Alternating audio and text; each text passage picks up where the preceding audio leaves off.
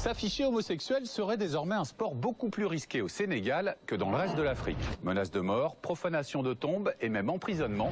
À Dakar, pour porter les couleurs arc-en-ciel, il faut en avoir. Les Sénégalais, c'est un sujet de Thierry Pasquet. Pour se rencontrer, il faut donc des lieux discrets et des numéros de portable échangés sur Internet.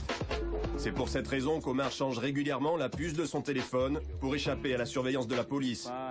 Une précaution supplémentaire depuis son passage par la case-prison l'été dernier. 3 mois enfermé dans une cellule de 200 détenus, un calvaire qui commençait dès les premiers gestes du matin. Si tu te laisses sauter, le matin, dès que tu te lèves, la personne qui t'a sauté, il te laissera prendre ta douche.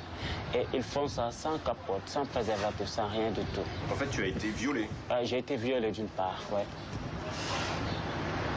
J'ai été violé. C'était horrible. C'était la première fois que j'avais vécu une telle chose dans ma vie et j'oublierai jamais. Effondré, sa mère raconte avoir découvert l'homosexualité de son fils lors de sa condamnation. Depuis, le regard du voisinage a bien changé. J'ai tellement honte. Tous mes amis et mes voisins me disent que mon fils est puni pour ce qu'il est. Et sur ceux dont on l'accuse, ça me fait trop mal au cœur. S'il sort de prison, que le bon Dieu l'aide à laver son cœur et son esprit, jusqu'à ce qu'il soit propre et qu'il devienne hétéro comme ses frères. Je prie pour ça.